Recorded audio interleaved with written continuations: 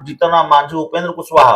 हालांकि जीतन राम मांझी सीटों की डिमांड को लेकर उतना मुखर नहीं रहे थे, लेकिन फिर भी 4-5 सीटों की मांग होती रही थी। बिल्कुल। तो उतनी संख्या में सीटें नहीं मिलने जा रही हैं, सीटों में कटौती करेगी भारतीय जनता पार्टी, अपने सहयोगियों की सीटों में कटौती करने जा रही है।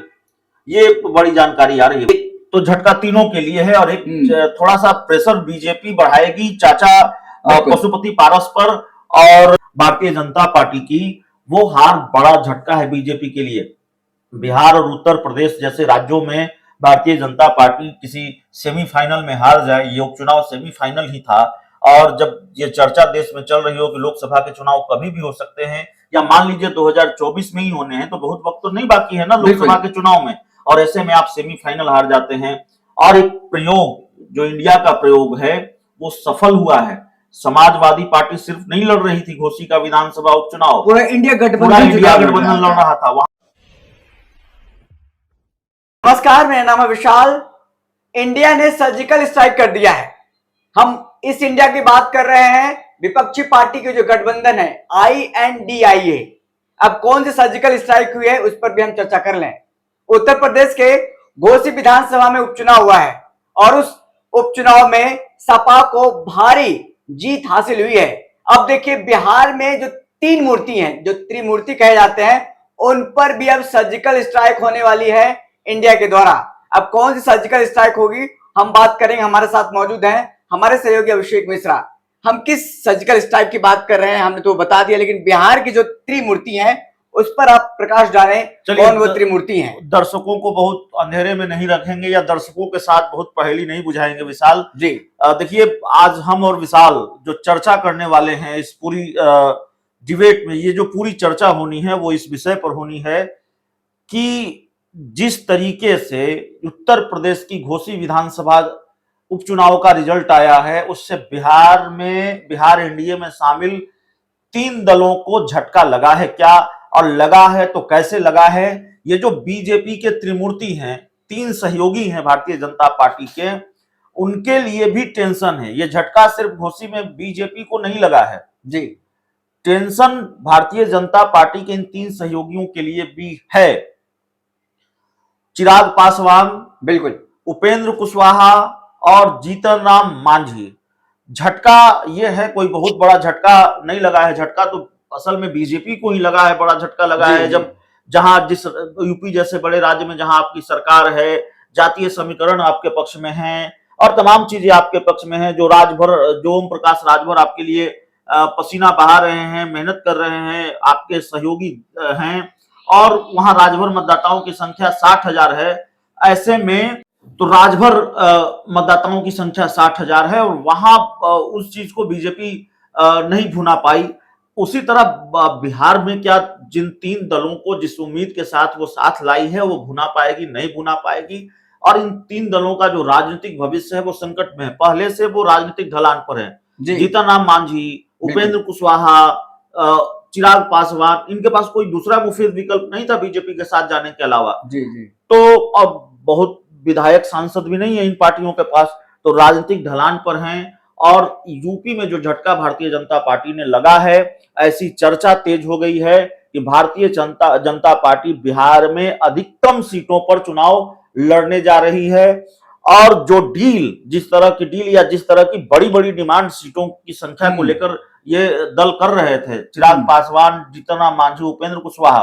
हालांकि जीतन राम मांझी सीटों की डिमांड को लेकर उतना मुखर नहीं रहे थे, लेकिन फिर भी 4-5 सीटों की मांग होती रही थी। बिल्कुल। तो उतनी संख्या में सीटें नहीं मिलने जा रही हैं, सीटों में कटौती करेगी भारतीय जनता पार्टी, अपने सहयोगियों की सीटों में कटौती करने जा रही है। ये बड़ी जानकारी आ रही है विशाल, क्योंकि हवा निकल चुका है। जिस तरीके से घोसी का हमने उपचुनाव के बारे में देखा, भाजपा बहुत तुल दे रही थी उपचुनाव को लेकर के, और जो वहां के क्षेत्रीय दल हैं, राजभर हैं, वो बहुत हवाबाजी भी कर रहे थे।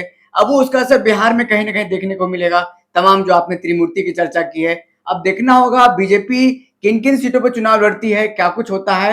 इन और भी आपके पास अपडेट्स आ रहे हैं क्या चिराग पासवान चाचा भतीजा को लेकर के कुछ भी अपडेट? नहीं, देखिए, एक तो झटका तीनों के लिए है और एक थोड़ा सा प्रेशर बीजेपी बढ़ाएगी चाचा पशुपति पारस पर, और चिराग पासवान पर, ये मेरी अपनी राजनीतिक समझ कहती है। भारतीय जनता पार्टी को झटका राज्यों के उपचुनाव में लगा है। देखिए कई मुझे 6 राज्यों के 7 विधानसभा सीटों पर उपचुनाव हुए थे। बड़े राज्यों में भारतीय जनता पार्टी हार गई है। एक बड़े राज्य में तो अपनी सीट भी गंवा बैठी, पश्चिम बंगाल में, वहां टीएमसी ने जीती, धूपगुड़ी सीट की मैं बात कर रहा हूं।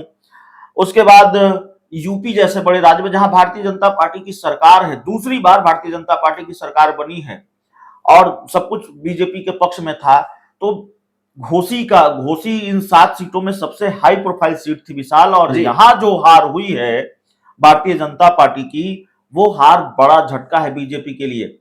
बिहार और उत्तर प्रदेश जैसे राज्यों में भारतीय जनता पार्टी किसी सेमीफाइनल में हार जाए, ये उपचुनाव सेमीफाइनल ही था। और जब ये चर्चा देश में चल रही हो कि लोकसभा के चुनाव कभी भी हो सकते हैं, या मान लीजिए 2024 में ही होने हैं, तो बहुत वक्त तो नहीं बाकी है ना लोकसभा के चुनाव में, और ऐसे में आप सेमीफाइनल हार जाते हैं।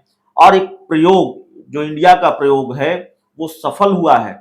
समाजवादी पार्टी सिर्फ नहीं लड़ रही थी घोसी का विधानसभा उपचुनाव, पूरा इंडिया गठबंधन लड़ रहा था। वहां आम आदमी पार्टी ने, वहां कांग्रेस ने, वहां वाम दल ने अपने उम्मीदवार नहीं उतारे थे। तो ये लड़ाई इंडिया की थी जिसमें इंडिया जीता है।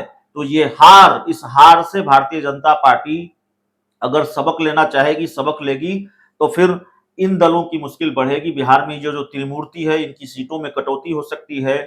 ये जो पशुपति पारस चिराग पासवान पर हमलावर होते हैं, एनडीए के जो दूसरे सहयोगी आपस में जो टकराव है, इसको बीजेपी खत्म कराने की कोशिश कर सकती है और प्रेशर बढ़ा सकती है कि अब आप चाचा भतीजा एक हो जाइए। देखिए कोशिश बीजेपी करती रही है। पशुपति पारस ने मुझसे ही कहा था कि नित्यानंद राय हमारे पास आए थे ये ऑफर लेकर कि आप और चिराग पासवान एक हो जाइए, लेकिन मुझे ये कतई मंजूर नहीं है। वो अक्सर कहते हैं, हर प्रेस कॉन्फ्रेंस में कहते हैं, जब उनसे आप ये सवाल पूछेंगे कि क्या आप और भतीजा एक होंगे, नाराजगी खत्म होगी, वो कहते हैं दल टूटता है तो जुड़ जाता है, दिल टूटता है तो नहीं जुड़ता है। तो ये वो पूरा गणित है विशाल, जिसको हमने दर्शकों को समझाने की कोशिश की है कि घोसी की हार का बिहार में क्या असर होगा, बिहार एनडीए में क्या असर होगा, और घोसी की हार क्या सिर्फ भारतीय जनता पार्टी के लिए झटका है? नहीं, घोसी की हार सिर्फ भारतीय जनता पार्टी के लिए झटका नहीं है विशाल। घोसी की हार भारतीय जनता पार्टी के उन सहयोगी दलों के लिए भी झटका है जो सीटों की बड़ी बड़ी डिमांड कर रहे हैं, और जो उन्होंने जो अपनी राजनीतिक हैसियत का आकलन स्वयं किया है, उस राजनीतिक हैसियत के हिसाब से सीटें मांग रहे हैं। बीजेपी ओम प्रकाश राजभर को भी देख चुकी है। ओम प्रकाश राजभर इम्तिहान में फेल हुए, दारा सिंह चौहान इम्तिहान में फेल हुए। तो वहां से जो झटका बीजेपी को लगा है, ये वहां जो लिटमस टेस्ट हारी है भारतीय जनता पार्टी, उसका असर बिहार पर होना है। और इनकी सीटों में कटौती होने जा रही है, चाहे वो चिराग पासवान हो, उपेंद्र कुशवाहा हो, या फिर जीतन राम मांझी हो। चलिए खैर, देखिए लोकतंत्र में चुनाव होता है, चुनाव में राजनीतिक दल उतरते हैं और हार जीत लगा रहता है। लेकिन इंडिया गठबंधन और एनडीए गठबंधन में जिस तरीके से अभी कॉलिजन चल रहा है, अब देखना होगा आने वाले दिनों में किस तरीके से क्या कुछ नजर। लेकिन बिहार के त्रिमूर्ति पर चर्चा कर रहे थे, जो तमाम विषयों पर जानकारी मिली है, क्या कुछ होने वाला है अब और आगे आने वाले दिनों में देखना होगा। बहुत बहुत शुक्रिया।